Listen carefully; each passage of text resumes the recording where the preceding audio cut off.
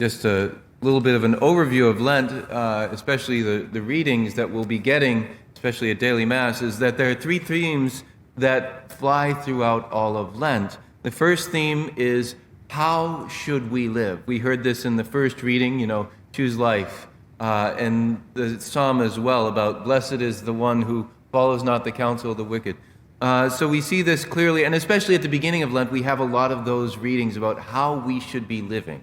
Second theme is the mystery of the suffering of Christ, his death and resurrection, and then how it then brings divine life to us. We hear something about this today. The Son of Man must suffer greatly and be killed, and on the third day be raised. So we see this theme starting to come up in the Gospel today, and that'll come throughout all of Lent.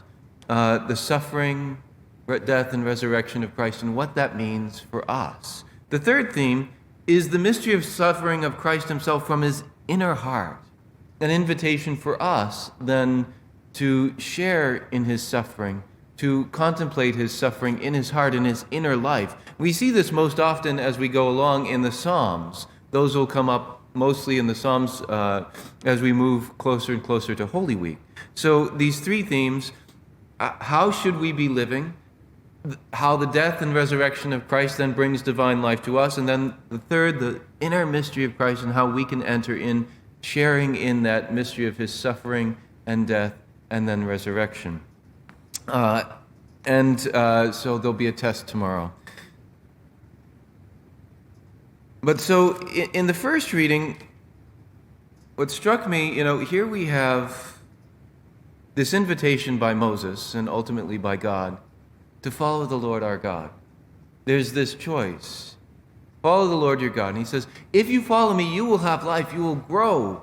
But if you don't follow me, if you follow and worship other gods, if you follow the idols, which, back then truly were, these physical idols, and where they would bow down and worship like the golden calf and all those things. But, nowadays we don't bow down to a golden calf. We bow down to our phones. We bow down to other things which are our gods.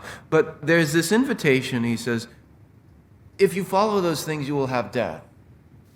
Sounds like someone in the garden, right? If you eat of this tree, you will die. But Satan lies to us, because what happens? When we make these choices, very often, we don't see the immediate consequences. One cigarette is not going to kill us.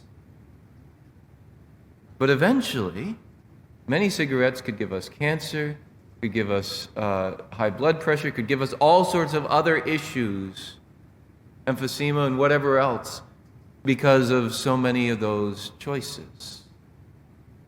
But that first one, well, we get that little high after we stop coughing. I've never had a cigarette, so I don't know. I've just seen it happen. But, that there's an immediate gratification and not an immediate this is bad.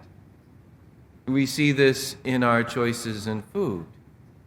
Eating one Oreo is not going to kill us unless you happen to be allergic to something in Oreos. But eating one Oreo is not going to kill us. But if all we're doing is eating sugar, eventually that's probably going to give us diabetes and do all sorts of other things. And so following the Lord doesn't have an immediate, this is good feeling sometimes. And rejecting those things which the Lord tells us to reject doesn't always feel so great. But doing the things that God tells us not to do very often has some sort of immediate pleasure or good consequence. And we don't always see down the line where that brings us. Ultimately, of course, we're choosing, by our choices for God, we're choosing heaven, or our choices against God is we're choosing hell. Those are the really long-term consequences. But do we see them? In the psalm today, we hear this first line. This is the first psalm in the psalmody. Blessed the man who follows not the counsel of the wicked, nor walks in the way of sinners, nor sits in the company of the insolent. And in some translations, it's not follows, walks, and sits, but rather walks, stands, and sits.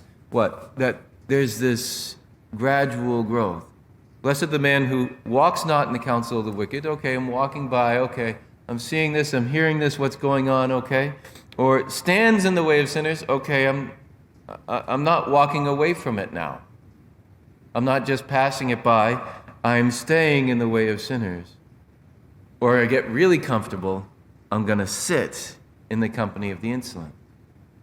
And that's the story of our sinful lives. Is one little choice very often leads to another choice, which leads to another, which becomes the way of life. The Lord says, no, that's not the way. We need to reject those things at the very beginning. We need to choose to follow Him. And what's the choice of, or what's the purpose of our freedom? Why does God give us freedom to choose Him or to not choose Him? Because He wants us to love Him. He could have made us automatons. He could have made it so we had to choose Him, but then we wouldn't have been able to love Him. He wants us to be able to love Him. Unfortunately, that means that we can choose not to love Him. And by this free will, we've experienced the evil that comes from other people's choices hitting us, but also we know how our evil choices have hurt us so deeply. As we look over the years and we say, why did I do that? And the Lord is saying, I give you this freedom because I so long for you to choose to love me. Even when you can't see the immediate good that will come from choosing to love me. Even when you can't see the immediate bad that will come from choosing not to love me. He says, I want you to love me. I want you to enter into an intimate relationship with me. And so He gives us this free will so that we can choose Him. So that we can say, yes, Lord, I want you, even more than my own immediate pleasure. I want you. And so Moses today says to us, I set before you life and prosperity, death and doom. No one's going to choose death and doom.